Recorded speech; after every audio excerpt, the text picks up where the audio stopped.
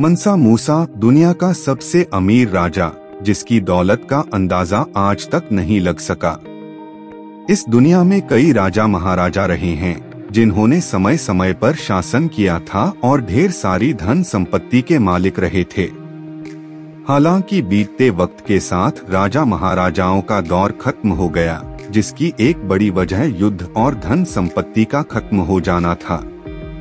लेकिन इस दुनिया में एक ऐसा भी राजा हुआ करता था जिसकी धन संपत्ति का अंदाजा लगा पाना इतिहासकारों के लिए आज भी संभव नहीं है। उस राजा का नाम मंसा मूसा था, जिसे इतिहास का सबसे अमीर शासक माना जाता है। मंसा मूसा का जन्म सन 1280 में पश्चिमी अफ्रीका के राजघराने में हुआ था। उस दौरान देश में मंसा मूसा के बड़े भाई मंसा अबू ब्रक का शासन हुआ करता था। हालांकि मंसा मूसा जब बड़े हुए तो उनके भाई एक लंबी यात्रा पर निकल गए और उन्होंने राजगद्दी की जिम्मेदारी मंसा मूसा को सौंप दी थी। इसके बाद मंसा मूसा ने 14वीं शताब्दी तक पश्चिमी अफ्रीका में शासन किया था। इस दौरान उन्होंने इतनी धन संपत्ति इकट्ठा कर ली थी कि उन्होंने विश्व का सबसे अमीर राजा माना जाने लगा था। दरअसल मंसा मूसा के राज्य में सोने के अनगिनत भंडार मौजूद थे और उस वक्त विश्व भर में गोल्ड की मांग काफी ज्यादा थी।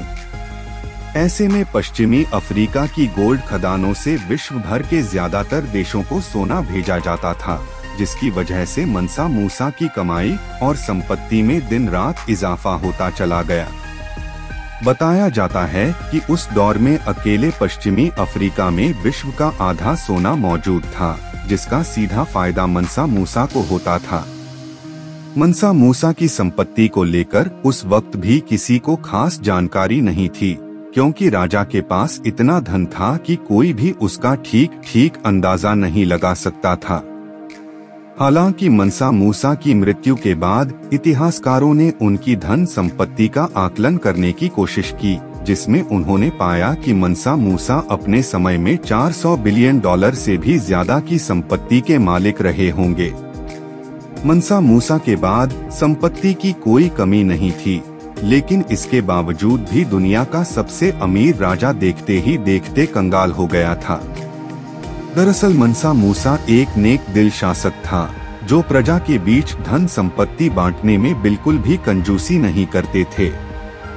ऐसे में जब मंसा मूसा सन 1324 में मक्का के लिए धार्मिक यात्रा पर निकले तो उनके साथ पीठ पर सोना लादे हुए 500 घोड़े और 80 ऊंट शामिल थे। इतना ही नहीं, मंसा मूसा की इस यात्रा में 60,000 से ज्यादा स्थानीय लोग भी शामिल हुए थे, जिनके ऊपर राजा ने खूब धन संपत्ति लुटाई थी।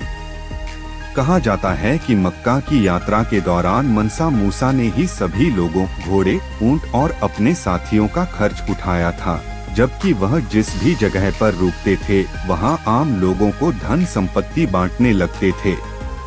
ऐसे में मंसा मूसा ने अपनी यात्रा के दौरान स्थानीय लोगों को ढेर सारा सोना बांट दिया था, लेकिन उनकी यही दरियादिली उनके कंगाल होने की वजह बन गई।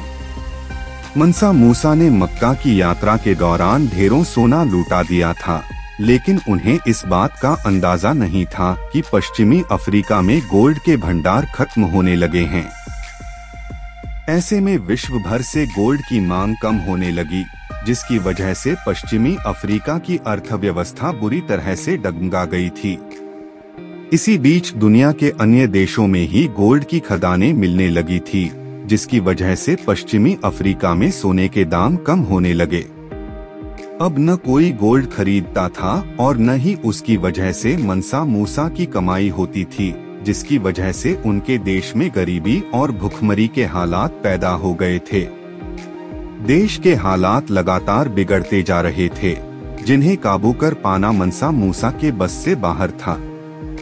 ऐसे में 57 साल की उम्र में मंसा मूसा का निधन हो गया और उनके बेटे ने गद्दी संभाल ली, लेकिन लाख कोशिशें करने के बाद भी मंसा मूसा का बेटा देश की स्थिति पहले जैसी नहीं कर पाए थे। इसकी वजह से देश में महंगाई और भुखमरी बढ़ती चली गई, जिसके बाद आखिर में पश्चिमी अफ्रीका की सल्तनत कई छोटे छोटे टुकड़ों में टूटकर बिखर गई। इस तरह पश्चिमी अफ्रीका के टूटने से कई नए देश अस्तित्व में आए और मनसा मूसा का अस्तित्व सोने की खदानों में कहीं गुम होकर रह गया था।